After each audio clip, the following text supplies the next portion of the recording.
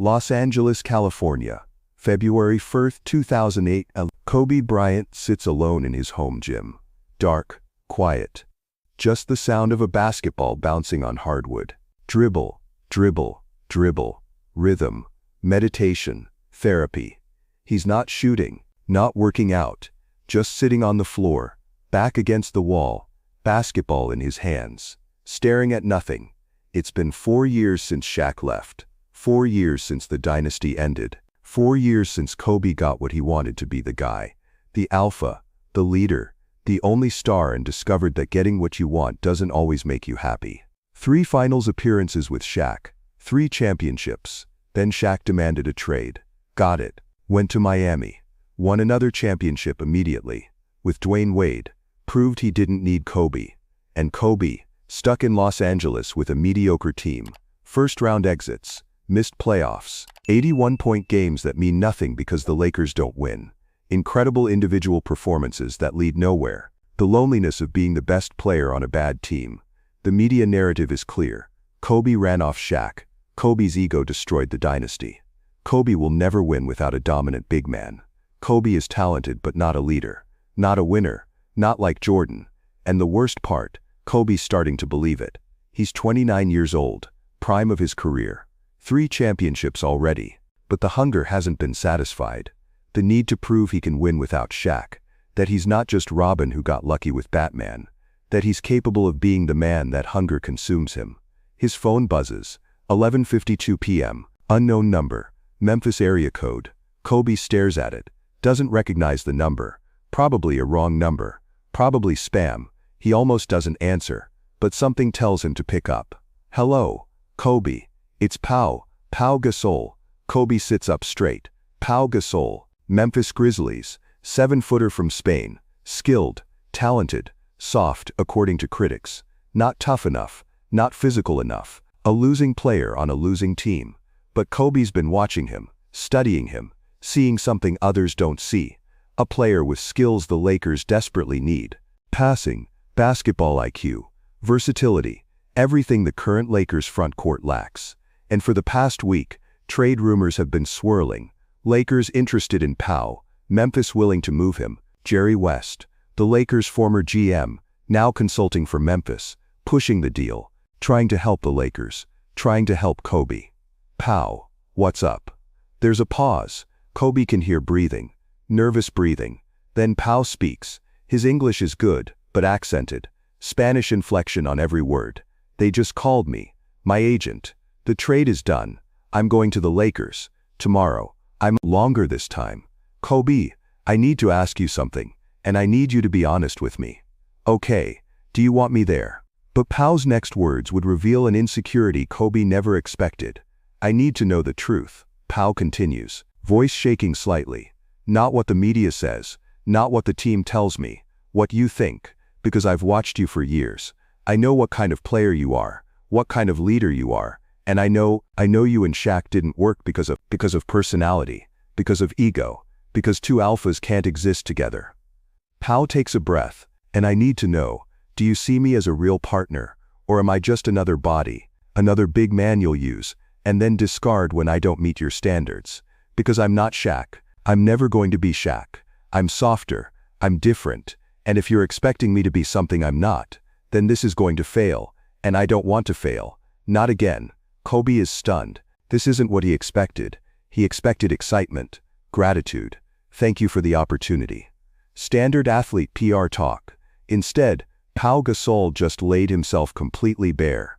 Vulnerable, honest, real. And in that moment, Kobe realizes something. Pau is exactly like him. Not in playing style, not in personality, but in the thing that matters most. He's terrified of failing. Terrified of not being enough. Terrified of being blamed for another wasted opportunity. Kobe knows that fear intimately, lives with it every single day. He could give Pau the standard answer. Yeah man, excited to have you, let's go win. Safe, easy, meaningless. But Pau didn't call for a safe answer. He called for the truth. So Kobe gives it to him. You want the truth? Here it is. I don't know if this is going to work. I don't know if we're going to win a championship. I don't know if you're tough enough for the playoffs. I don't know if you can handle the pressure of playing in LA, playing with me, playing for a championship. Silence on the other end. Kobe can hear Pau's breathing stop. But here's what I do know. Kobe continues. I know I can't win alone. I've tried for 4 years, scored 81 points, averaged 35 a game, willed this team to victories they had no business winning. And it's not enough. It's never enough. Because basketball isn't a solo sport. And I've been too proud to admit that. Too stubborn to accept that I need help.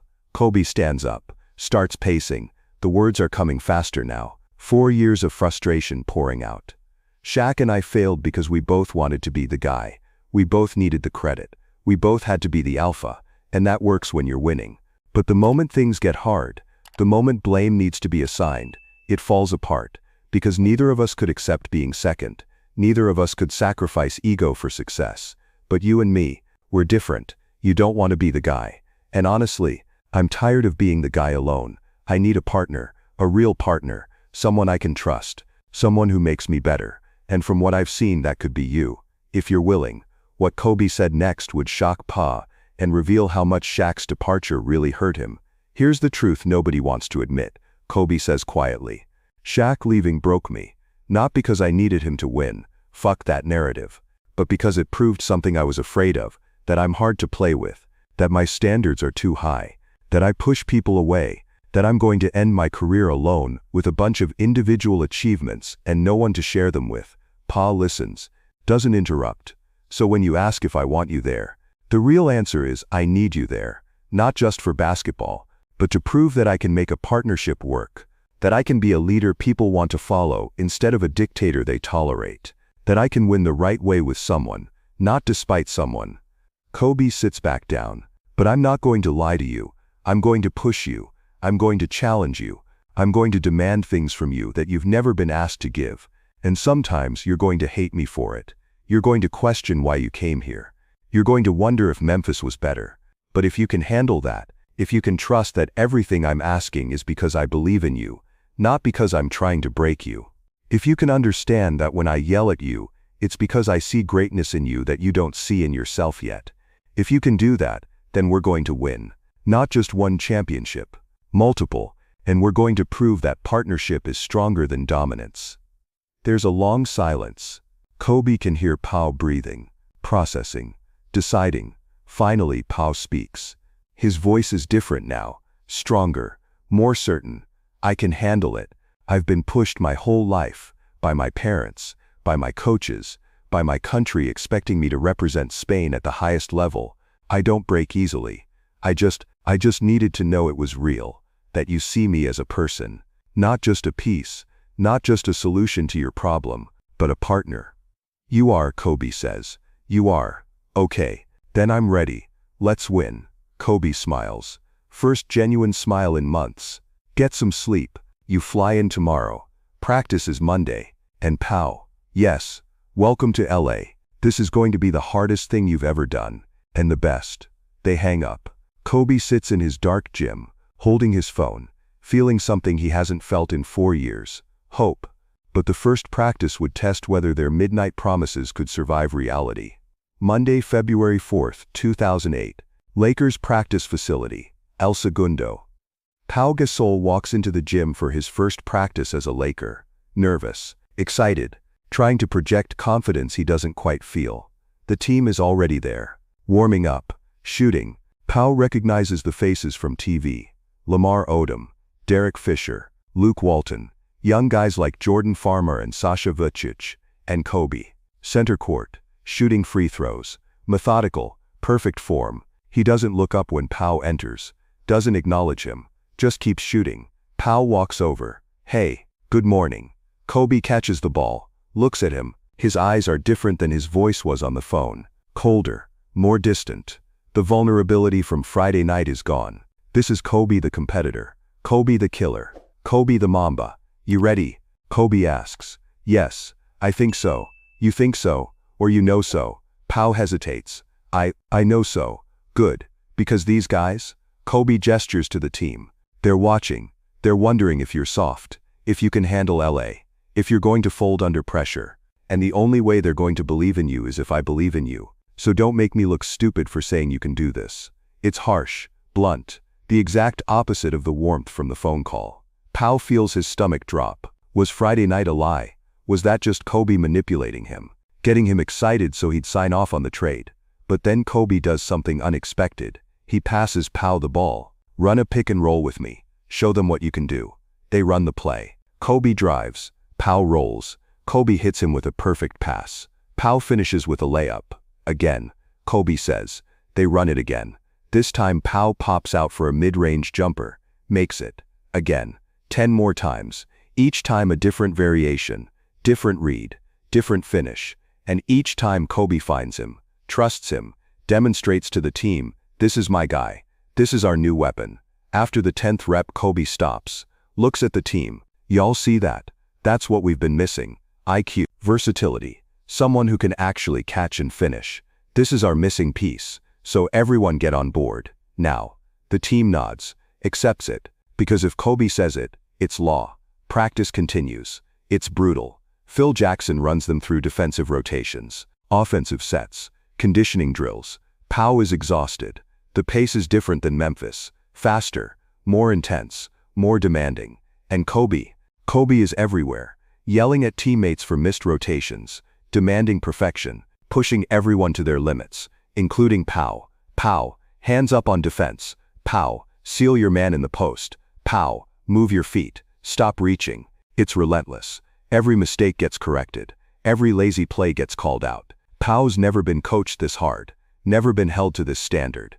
In Memphis, he was the star. The franchise player. People deferred to him. Here, he's a rookie all over again. Learning a new system. Earning his place. Proving he belongs. At one point, Pau makes a mistake. Doesn't rotate on defense. Leaves his man open. Easy layup. Kobe explodes. Pau, what the hell was that? You can't give up easy baskets. We can't win if you're not locked in. Pau feels his face flush. Embarrassment. Anger. He wants to yell back. Wants to say, I just got here. Give me a break. But he doesn't. Because he remembers the phone call. Remembers Kobe saying, I'm going to push you. You're going to hate me for it sometimes. This is what he signed up for. So instead of arguing, Pau nods. You're right. My fault. Won't happen again. Kobe stares at him. Testing. Seeing if he means it. Then Kobe nods. Good. Let's run it again. They run it again. This time Pau rotates perfectly. Contest. Forces a miss. Kobe doesn't say anything. Just gives Pau a quick nod. Approval. That's all Pau gets. No praise. No celebration. Just acknowledgement that he did his job. And somehow that nod means more than any compliment ever could. But 6 weeks later, a loss to the Celtics would reveal whether their partnership was real or just convenient. March 2008. Lakers are rolling. Since adding Pau, they've won 15 of 18 games. The offense is flowing. The team is clicking. Kobe and Pau are developing chemistry. Real chemistry. But then they play the Celtics. The new Celtics. Kevin Garnett, Paul Pierce, Ray Allen. The new Big Three. The team everyone thinks is going to win the championship. The Celtics destroy the Lakers. By 20 points. Embarrass them in their own building. Garnett dominates Pau. Physically overwhelms him. Shows everyone why people say Pau is soft. After the game, the locker room is silent. Devastated. Players showering quietly. Getting dressed. Avoiding eye contact. Pau sits at his locker. Head down. Feeling like a failure. Like he let everyone down. Like the critics were right. He's not tough enough for this level. Kobe walks over. Sits down next to him. Says nothing for a long moment. Just sits there. Finally Kobe speaks. Quietly. So only Pau can hear.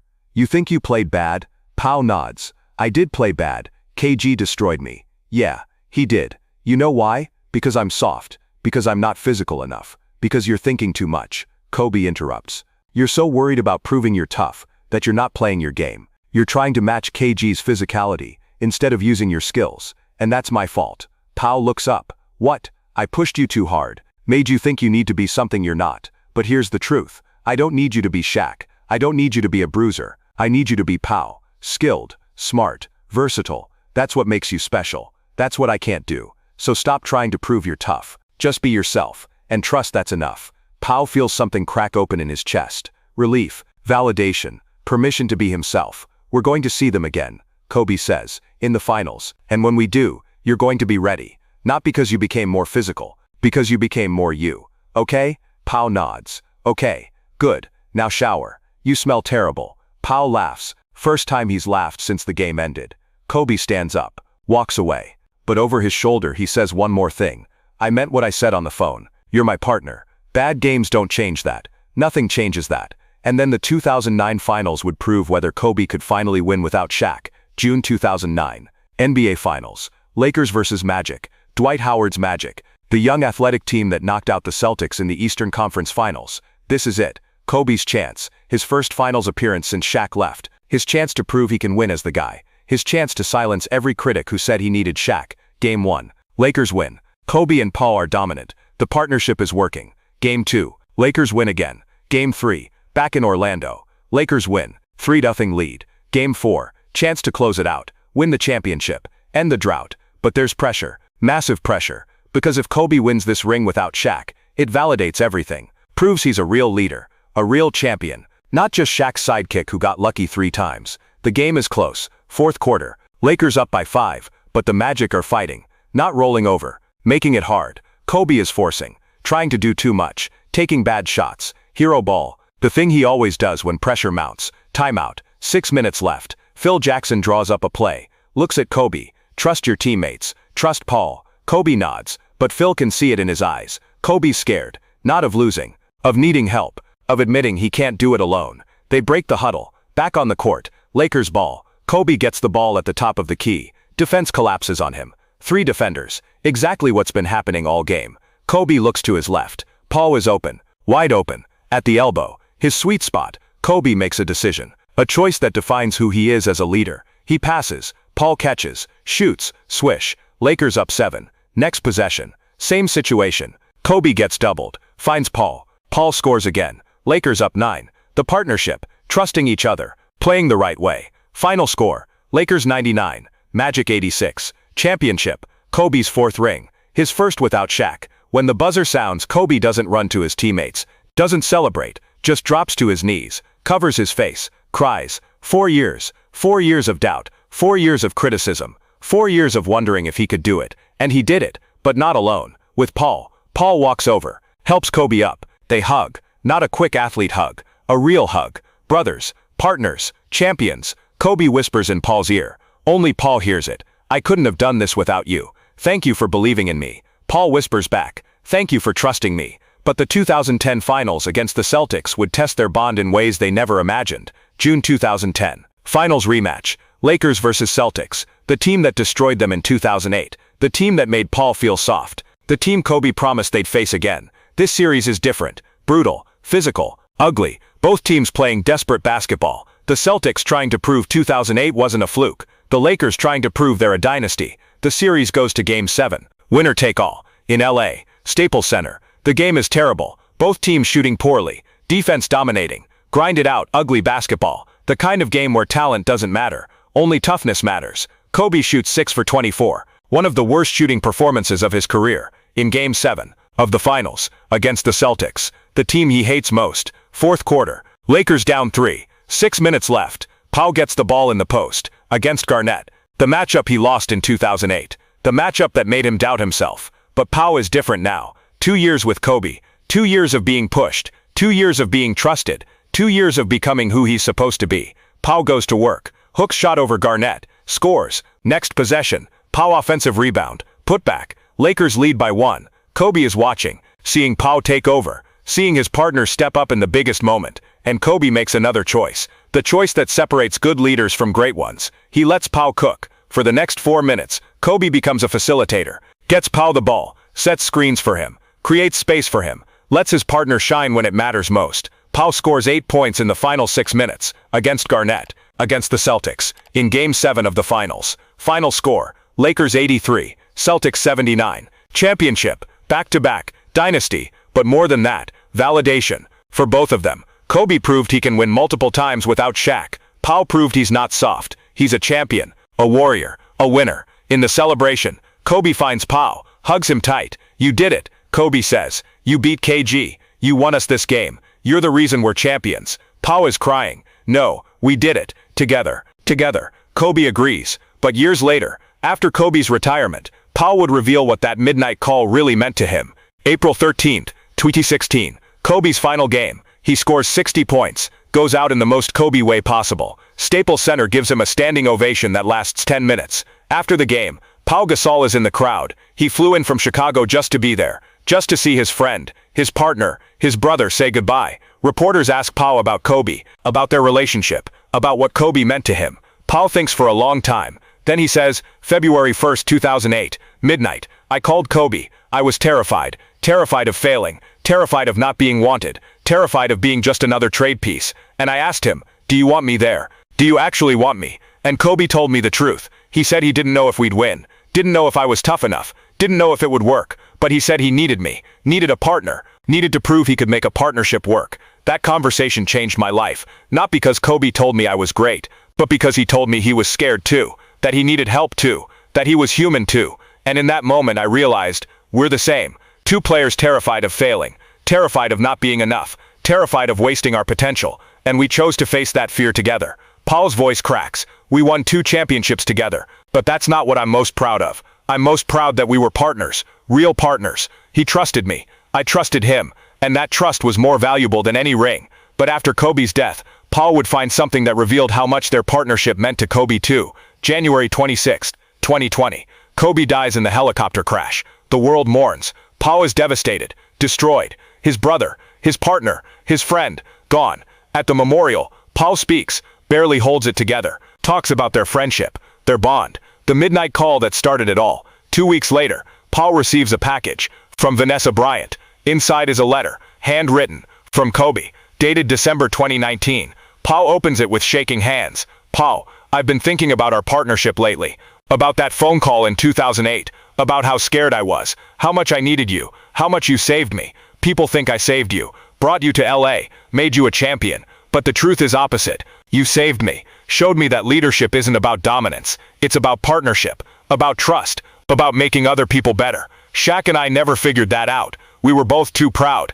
Too stubborn. Too desperate to be the guy. And it cost us more championships. Cost us a friendship. Cost us something beautiful. But you and me, we got it right. We trusted each other. Believed in each other. Made each other better. And that's why we won. Not because we were the most talented, but because we were true partners. I know I didn't say it enough. Didn't tell you how much you meant to me. Didn't express gratitude the way I should have. That's my failure. My regret. So I'm saying it now. Thank you for answering that midnight call. For trusting me when I hadn't earned it. For being patient with me when I was difficult. For being the partner I needed. For proving that I could make a partnership work. You made me a better player. But more importantly, you made me a better leader. A better teammate. A better person. 2 championships. Hundreds of games. Thousands of practices. But what I'll remember most is the trust. The brotherhood. The partnership. Thank you, hermano, for everything. Mamba out, Kobe. Pau reads the letter 5 times, crying through every word. Then he folds it carefully, puts it in a frame next to his 2 championship trophies. Because that letter is worth more than any trophy. More than any accolade. More than any legacy. It's proof that the midnight call mattered. That the partnership was real. That the trust was mutual. That Kobe needed Pau just as much as Pau needed Kobe. Years pass. Pau retires. Enters the Hall of Fame. In his speech, he talks about Kobe. About the midnight call. About the partnership. About how one 3-minute conversation changed 2 lives. He ends with this. People ask me, what's the secret to a great partnership? How do you make it work when egos are involved? When pressure is immense? When everyone is watching? The answer is simple. Vulnerability. Honesty. Trust. That midnight call worked because we were both honest. Kobe admitted he needed help. I admitted I was scared. And in that honesty, we found trust. And in that trust, we found greatness. So to every young player looking for a partner, looking for that person who makes you better, start with honesty. Start with vulnerability. Start by admitting you're scared. Because the strongest partnerships are built on shared fear, not shared confidence. Kobe called me hermano, brother. And that's what we were. 2 brothers who chose to face fear together. 2 brothers who won together. 2 brothers who proved that partnership is stronger than dominance. Thank you, Kobe, for answering my midnight call with truth. For being my partner, my brother, my friend. Rest in peace, hermano. Our partnership may have ended, but the legacy continues. Mamba and Gaso, forever. The truth is simple. February 1st, 2008. Midnight. 1 phone call. 1 question. Do you want me there? And Kobe Bryant gave the answer that changed everything.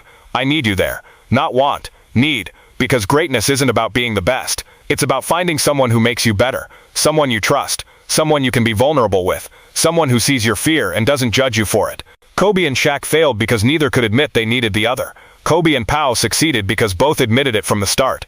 2 championships, hundreds of games, 1 midnight call. That's the legacy. Who do you need to call? Who have you been too proud to ask for help? Who's waiting for you to admit you can't do it alone? Because somewhere, right now, someone is waiting by their phone, hoping you'll call, hoping you'll be honest, hoping you'll build a partnership instead of trying to be a hero. Make the call. Admit you need them. Build something beautiful together. That's what Kobe and Pau did, and it changed everything.